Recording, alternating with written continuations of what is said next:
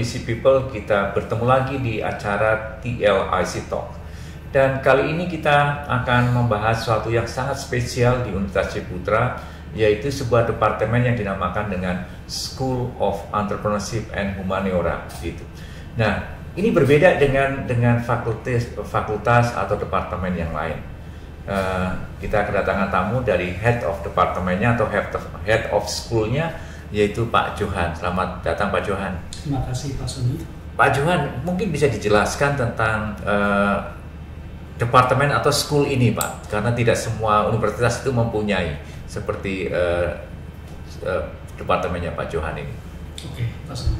School of Entrepreneurship and Humanities, atau dalam bahasa Indonesianya kita sebut Fakultas Entrepreneurship dan Humaniora, memang tidak mempunyai program studi ya. Jadi seluruh mahasiswa Universitas Ciputra akan ikut di dalam perkuliahan yang dihadirkan oleh fakultas ini. Nah, kami mengemban visi bagaimana creating world class entrepreneur, visi dari Universitas Ciputra sendiri, lalu juga visi dari negara tentu aja yang bagaimana bisa memupuk kebangsaan di dalam kebinekaan kita. Jadi kita menghadirkan mata kuliah yang entah itu entrepreneurship, mata kuliah umum, mata kuliah interdisipliner. Begitu kurang lebih Pak. Jadi ada 3 core bisnis yang ditangani ya. Menyelenggarakan perkuliahan entrepreneurship, menyelenggarakan perkuliahan umum, interdisipliner umum, MKU gitu ya, untuk kebangsaan dan interdisipliner. Nah, kalau entrepreneurship kan sudah jelas ya Pak Johan, ini karena memang value-nya Universitas Ciputra kan entrepreneurship. Yang saya ingin tanyakan sebetulnya untuk mata kuliah yang interdisipliner dan mata kuliah yang umum ini, sebetulnya positioning-nya itu seperti apa dan kenapa mahasiswa harus mengambil mata kuliah ini? Oke, mungkin tetap saya perlu jelaskan juga yang mengapa entrepreneurship sedikit ya Pak Suni ya. Karena ternyata mahasiswa juga ada beberapa yang akan bertanya seperti ini. Saya kan mau jadi profesional, mengapa saya harus ngambil mata kuliah entrepreneurship? Tentu kita bisa mengatakan, oh karena memang tagline kami maupun visi kami adalah untuk bisa menghasilkan para entrepreneur muda ya, yang punya dampak yang bagus ke Indonesia. Tapi saya merasa begini juga, ternyata entrepreneurship selain memang sekarang digambar-gambarkan juga oleh pemerintah ya, bahwa ini sesuatu yang penting, dan saya kira Pak Ciputra juga percaya kesejahteraan Indonesia bisa tercapai kalau banyak entrepreneur yang dihasilkan di negara itu ya, karena beliaulah yang nanti menciptakan lapangan kerja, mereka yang juga mengubah problem-problem menjadi satu peluang dan sesuatu yang berguna. Tetapi saya kira mereka yang ikut menjadi nanti yang kelak mau memilih menjadi profesional pun, kalau mereka mengambil entrepreneurship, saya kira kompetensi entrepreneurship itu akan sangat berguna di dalam dunia kerja profesi mereka.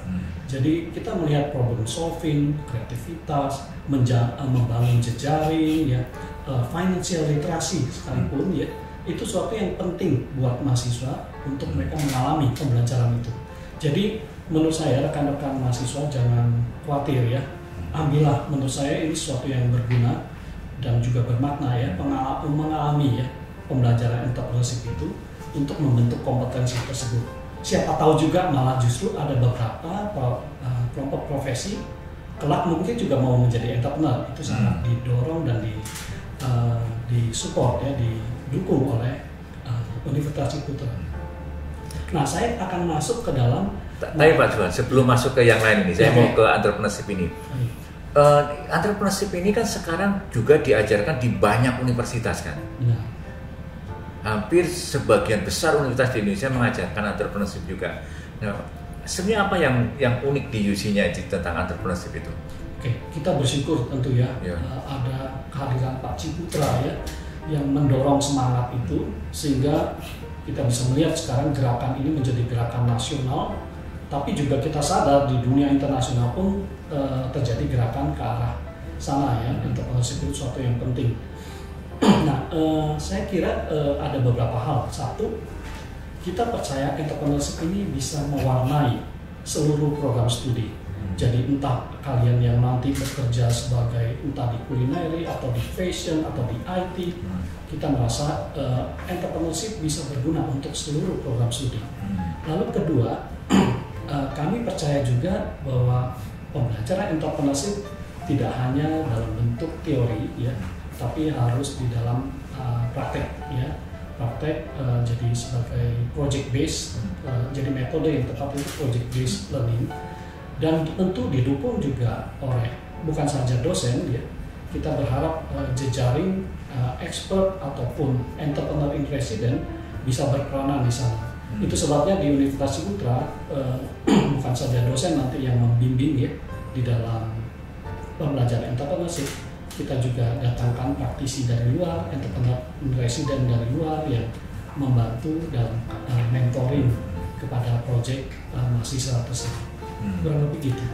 Oke, jadi Universitas Entrepreneurship di UC lebih mengandalkan ke praktisnya ya. Praktisnya, dan itu untuk semua, bukan hanya untuk orang yang hanya untuk berbisnis. Oke Pak Juan, selanjutnya yang untuk MKI atau interdisipliner dan juga mata kuliah umum bagaimana?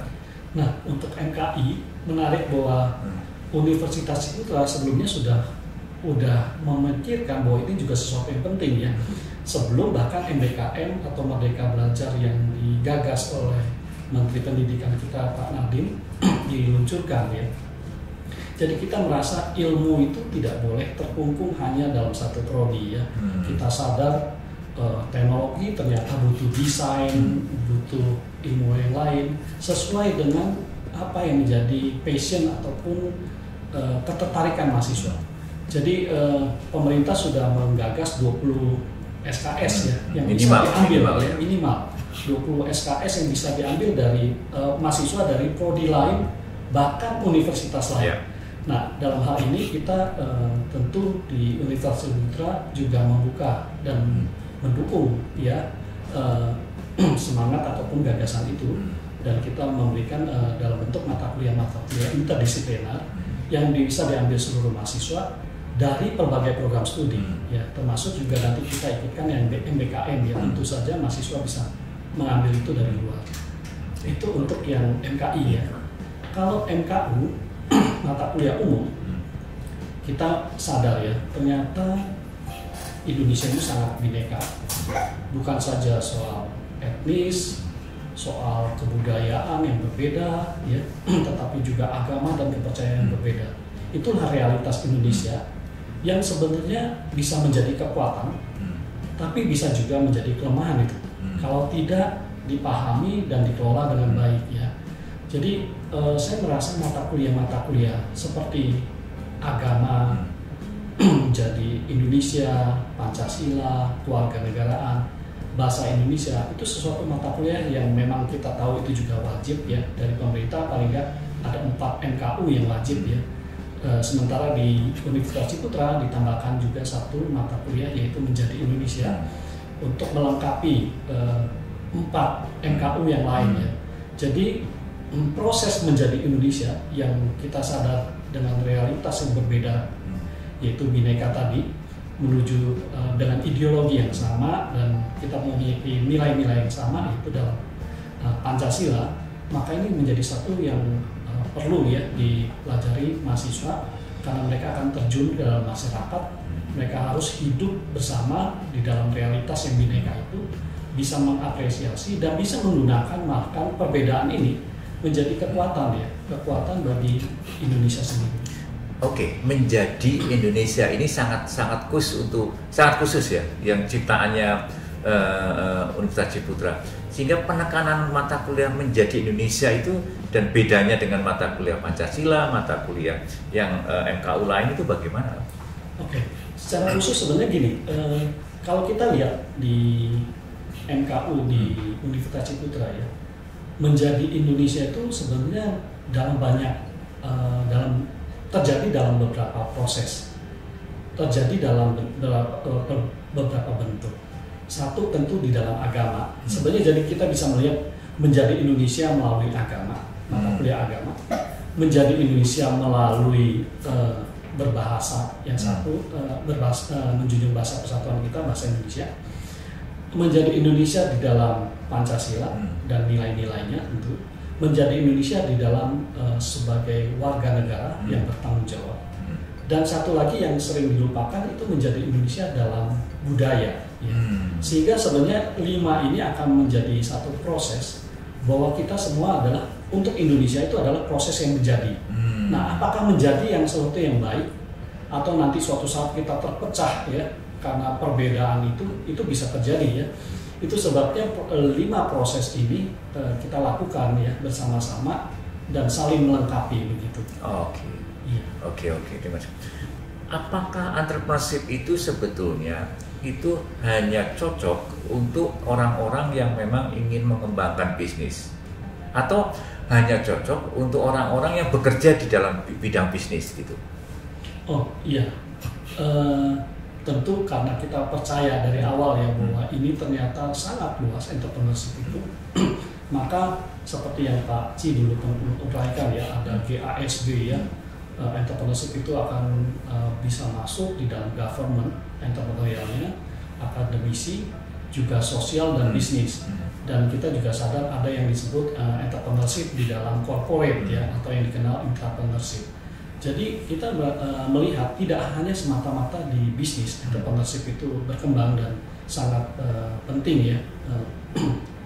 Ternyata juga dalam aspek sosial ya, kita sadar bahwa itu sesuatu yang mungkin dengan fenomena bagaimana Muhammad Yunus tampil gitu ya, sebagai social entrepreneur yang saya kira di dunia mulai tercerahkan bahwa banyak sekali peluang-peluang mengubah masalah, termasuk masalah sosial, menjadi sesuatu yang berguna bagi masyarakat, bermakna bagi masyarakat, atau seperti yang dikatakan Pak Ciputra, mengubah sampah menjadi emas ya. Jadi mengubah sampah menjadi emas ini bisa terjadi dalam berbagai bidang, termasuk bidang sosial yang selama ini hanya dipikirkan sebagai bisnis saja ya. Begitu. Nah, kalau saya lihat tiga kelompok mata kuliah ini, yaitu mata kuliah entrepreneurship, mata kuliah interdisipliner, dan mata kuliah umum, ini kan salah satu keunikannya adalah pengikut mata kuliah ini adalah mahasiswa dari berbagai program studi ya. Kalau yang mata kuliah diselenggarakan oleh prodi kan untuk prodi itu sendiri. Nah, ini diselenggarakan berkumpul dari berbagai studi menjadi satu kelas, itu seperti melting pot gitu, bercampurnya. Apakah ini akan berdampak pada suatu pertumbuhan mahasiswa baik sebagai pebisnis, baik sebagai profesional, maupun baik di mereka bidang lain gitu?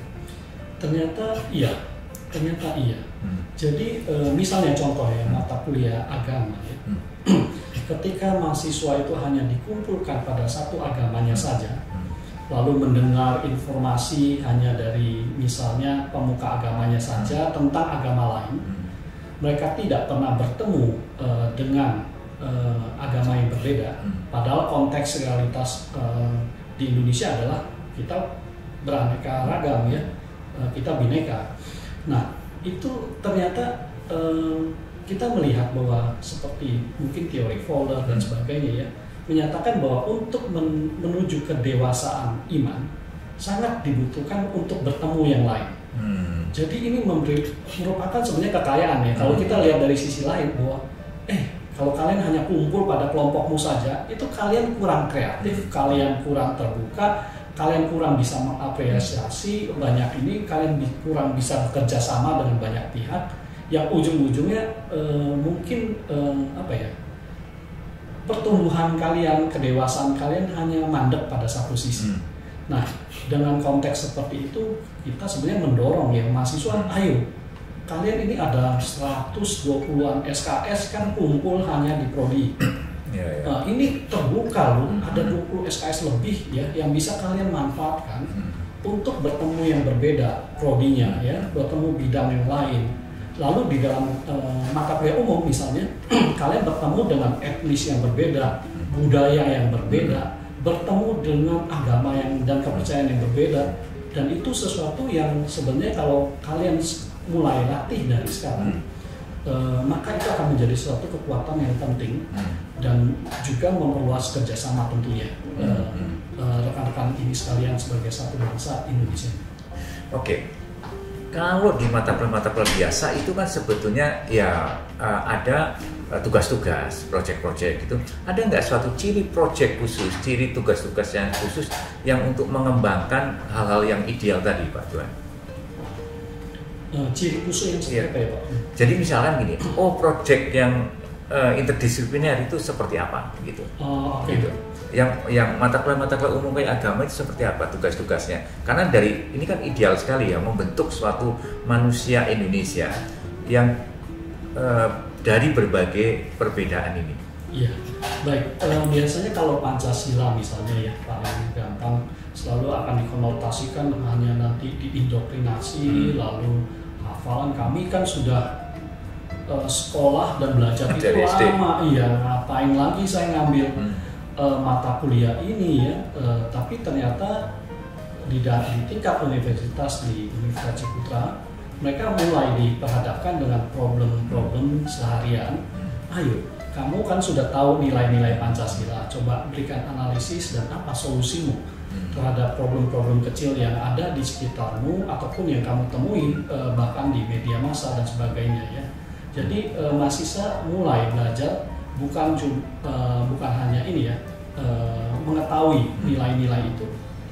Coba buktikan dengan mengimplementasikan seperti itu dalam bentuk nanti juga di dalam mata kuliah kewarganegaraan itu dalam bentuk proyek kecil ya, walaupun itu dalam bentuk kelompok, mereka coba memberikan satu solusi dan menerapkan solusi itu ya di dalam lingkungan sehari-hari. Sesuatu yang sepertinya kecil, sederhana, tapi bisa dikerjakan bersama-sama, affordable dan tidak membutuhkan biaya yang besar ya. Tapi itu contoh langkah nyata yang mereka bisa terapkan dan kita harapkan kelak kalau mereka menjadi entrepreneur atau mereka menjadi kelompok profesional, mereka bisa terus menerapkan nilai-nilai itu. Begitu.